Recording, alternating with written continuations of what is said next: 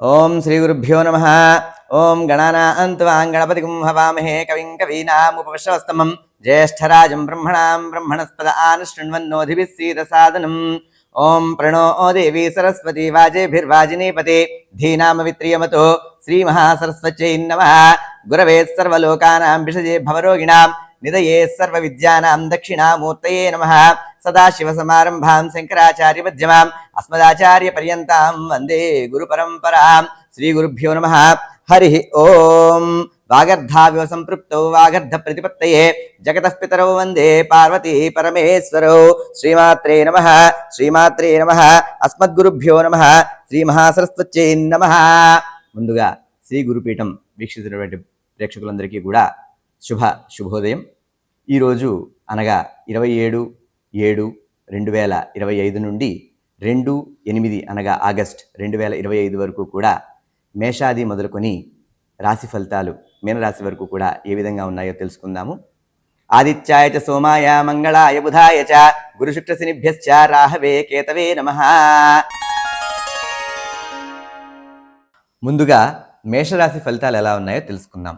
మేషరాశి వచ్చేసరికి అశ్విని 4 పాదాలు, తర్వాత భరణి 4 పాదాలు, కృత్తిక మొదటి పాదం వచ్చేసరికి ఈ మేషరాశి కిందకు వస్తుంది. అయితే ఈ మేషరాశిలో ఈ వారం ఎలా ఉందయ్యా అంటే స్త్రీ పురుషులు అంటే మగవారికి ఆడవారికి కూడా అన్ని విధాలుగా అనుకూలమైనటువంటి సమయం కనిపిస్తోంది. అయితే ఏదైతే ఈ మేషరాశి ఉందో భాగ్య వ్యయాధిపతి గురుడు 2వ 3వ స్థానంలో ఉండటం వలన కొంత ఎటువంటి ఫైనాన్షియల్గా ఏవైతే ఉన్నాయో ఆ లావాదేవీలన్నిటికీ కూడా మంచి ఫలితాన్ని వచ్చే సూచనలు కనిపిస్తున్నాయి. అయితే ఇంకా ఈ మేషరాశిలో ఎవరైతే భార్యాభర్తలు వైవాహిక జీవితం ఏదైతే ఉందో వారికి చక్కటి అవగాహన వలన సంతానము శీఘ్రంగా అయ్యే సూచనలు అనేవి కనిపిస్తున్నాయి. అంటే కొత్తగా పెళ్ళైన దంపతులు ఎవరైతే ఉన్నారో వారికి ఈ వారంలో మంచి శుభవార్త వినే సూచనలు అనేవి కనిపిస్తున్నాయి. అలాగే ఈ వారం ఉద్యోగస్తులు ఎవరైతే ఉన్నారో ఉద్యోగస్తులకి వారి ఆఫీసులో కానీ కార్యాలయాల్లో కానీ వారు చేసే ఉద్యోగాల్లో కానీ వారి మేనేజర్స్ ద్వారా కానీ లేకపోతే టీమ్మేట్స్ ద్వారా కానీ చక్కటి సహాయం దొరికే సూచనలు కనిపిస్తున్నాయి. అంతేకాకుండా ఆ సహాయంతో పాటు వారికి ప్రమోషన్లు కూడా వచ్చే అవకాశం ఈ వారం కనిపిస్తోంది. అయితే ఇంకా ఈ ఉద్యోగుల్లో ఎవరైతే ఉన్నారో ప్రభుత్వ ఉద్యోగులు ఎవరైతే ఉన్నారో ప్రభుత్వ ఉద్యోగులకు కూడా ఈ వారం కొంత శ్రమతో కూడినటువంటి వర్క్ కానీ లేదా అంటే శ్రమతో కూడిన ఒత్తిడి అంటే పనిలో కొంత ఒత్తిడి కలిగే సూచనలు అనేవి కనిపిస్తున్నాయి ఈ వారం ఎవరికి ప్రభుత్వ ఉద్యోగంలో ఎవరైతే ఉన్నారో వారికి. అలాగే ఈ వారం నిరుద్యోగులు ఎవరైతే ఉన్నారో వారికి ఉద్యోగ అవకాశం అనేది కనిపిస్తోంది. అంటే వారు ఉద్యోగం ప్రయత్నం ఎవరైతే చేస్తూ ఉన్నారో వారికి సత్ఫలితాలు వచ్చే సూచన అనేది కనిపిస్తోంది. అంటే ఉద్యోగులకి చెప్పాలి అంటే మిశ్రమమైనటువంటి ఫలితాలు అనేవి మనకు కనిపిస్తున్నాయి. అలాగే ఈసారి ఈ వారం మొత్తంలో కూడా ఇందాక మనం చెప్పుకున్నట్టుగా భార్యాభర్తలు ఎవరైతే ఉన్నారో వారి మధ్య మంచి అవగాహన అనేది ఉంటుంది. అలాగే దాంతోపాటు ఈ వారం వ్యాపారం ఎవరైతే చేస్తూ ఉన్నారో ఆ వ్యాపార భాగస్వాముల వల్ల కానీ లేదా కొత్త వ్యాపారంలో పెట్టుబడులు పెట్టడం వల్ల కూడా చక్కటి ఫలితాలు వచ్చే సూచనలు అనేవి కనిపిస్తున్నాయి. అలాగే ఈ వారం మొత్తం కూడా వీరు పట్టిందల్లా బంగారం అయ్యే అవకాశం కనిపిస్తోంది. అంటే వీరేవైతే వ్యాపారస్తులు ఎవరైతే ఉన్నారో వారు పెట్టుబడి పెట్టినటువంటి రూపాయికి రూపాయి వచ్చే అవకాశం అనేది ఈ వారం కనిపిస్తోంది. అలాగే ఈ వారం ఎవరైనా సరే కోర్టు వ్యవహారాల్లో కనుక సమస్యలు ఉన్నట్లయితే వారికి కోర్టు వ్యవహారాలు కూడా పరిపూర్ణమైపోయే అవకాశం అనేది ఈ వారం కల్పిస్తోంది.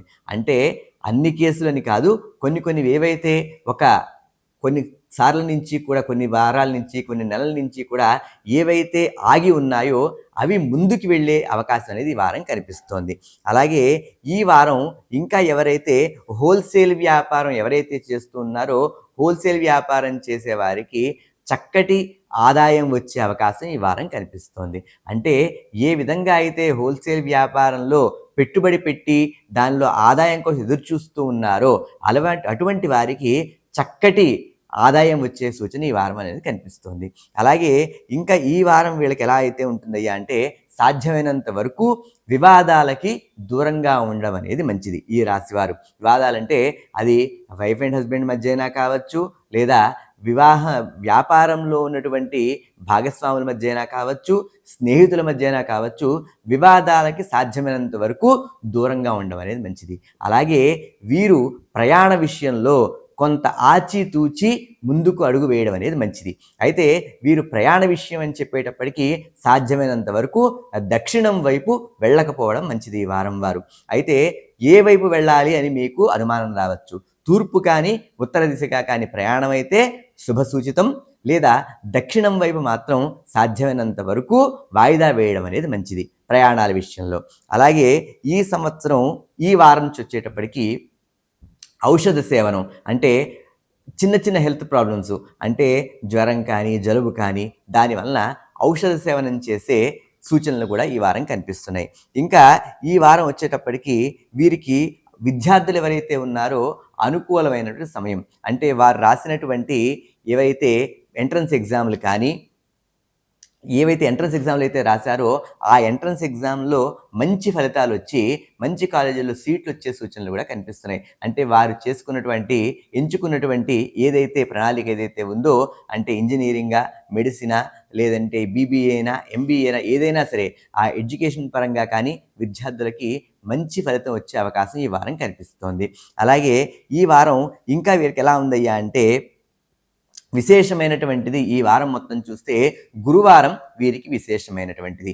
గురువారం విశేషంతో పాటు విద్యార్థులు ఎవరైతే ఉన్నారో వారు హయగ్రీవ ఆరాధన చేయడం వల్ల చక్కటి ఫలితాలు ఇచ్చే అవకాశం ఈ వారం కనిపిస్తోంది. జ్ఞానానందమయం దేవం నిర్మల స్ఫటికాకృతిం ఆధారం సర్వవిద్యానాం హయగ్రీవముపాస్మహే. ఎవరైతే తల్లిదండ్రులు ఉన్నారో విద్యార్థులందరికీ కూడా వారి చిన్నప్పటి నుంచి కూడా ఈ స్తోత్రం నేర్పించడం వల్ల వారికి విద్య పట్ల అంటే ఒకరోజనే కాదు ప్రతిరోజు కూడా వారు పాఠశాలకి స్కూల్కి వెళ్ళే సమయంలో కానీ, వారి ఇంటికి వచ్చిన తర్వాత వారి విద్య అంటే హోంవర్క్స్ అవి ప్రారంభం చేసే సమయంలో కానీ ఈ యొక్క మంత్రాన్ని ఏదైతే చెప్పానో ఆ యొక్క మంత్రాన్ని పఠించిన తరువాత ఆ విద్య ప్రారంభం చేయడం వల్ల చక్కటి ఫలితం వచ్చే సూచనలు కనిపిస్తున్నాయి. అలాగే ఈ స్తోత్రం చదవడం వల్ల హయగ్రీవ ఆరాధన కానీ హయగ్రీవ మంత్రం చదవడం వల్ల విద్యార్థులకి జ్ఞాపక శక్తిని పెరిగే అవకాశం కూడా కనిపిస్తూ ఉంటుంది. అలాగే ఈ వారం హనుమ ఆరాధన చేయడం వల్ల కూడా చక్కటి ఫలితాలనే వస్తాయి. ఈ వారం వీరికి అదృష్టమైన సంఖ్య 9. వీరు ధరించవలసినది ఎరుపు మరియు ఆకుపచ్చ రంగు వస్త్రాలు ధరిస్తే చక్కటి ఫలితాలు వస్తాయి.